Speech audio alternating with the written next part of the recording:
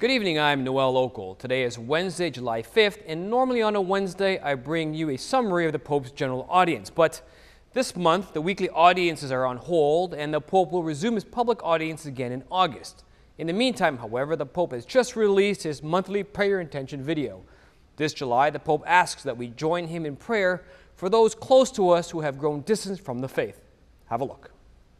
No olvidemos nunca que nuestra alegría es Jesucristo, su amor fiel e inagotable.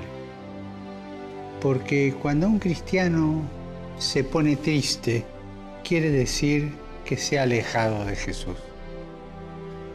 En esos momentos no hay que dejarlo solo.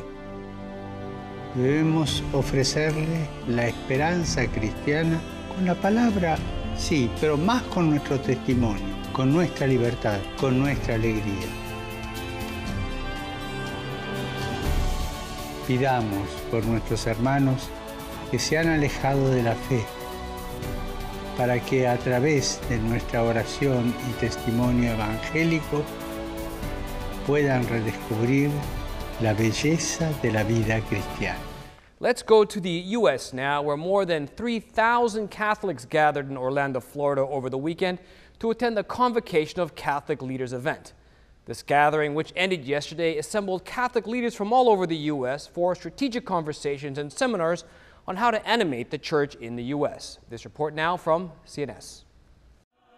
The four-day 2017 Convocation of Catholic Leaders opened July 1st. The U.S. Conference of Catholic Bishops organized the convocation to bring together key leaders of Catholic organizations, apostolates, missions, congregations, parishes, institutions, and agencies to share ideas and bolster evangelization efforts. The word missionary to me means someone who lives with the joy of the gospel, as Pope Francis talks about, which is, I know, the main theme they're talking about here is how are we people who live with that joy and spread it to others through our example. And so leaving here, I think it's always just good to get together with people like this and to see the size of the church and how diverse we are, and then to go back re-energized. The opening day of the convocation allowed about 3,500 participants to pray together, celebrate their faith, mingle, and discuss how to engage the vision of the church. And here in Canada, the president of the Canadian Conference of Catholic Bishops officially responded to Canada's Foreign Affairs Minister, Chrystia Freeland, regarding a recent speech she made to the House of Commons on Canadian foreign policy. In her speech, the minister equated women's rights with the right to abortion and sexual reproductive rights, claiming that these rights are the core of Canadian foreign policy.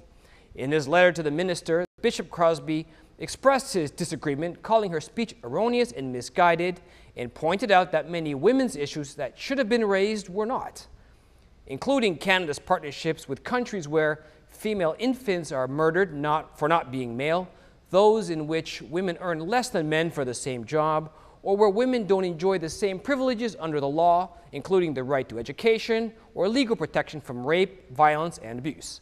The bishop insisted that political agendas cannot be allowed to dictate foreign policy and override our humanitarian responsibilities to those in need. And the bishop's entire letter to the minister can be read on the CCCB website listed below. And finally tonight, the organizers of the 2019 World Youth Day Panama has just released a theme song and video for this much anticipated world event. The song reflects on the Marian theme, "Let it be done to me according to thy word." I leave you now with a preview. Thanks for joining us, and we will see you again tomorrow. Somos peregrinos que venimos hoy aquí, desde continentes y ciudades. Queremos ser misioneros del Señor, llevar su palabra y su mensaje. Ser como María, la que un día dijo sí ante la llamada de tu proyecto.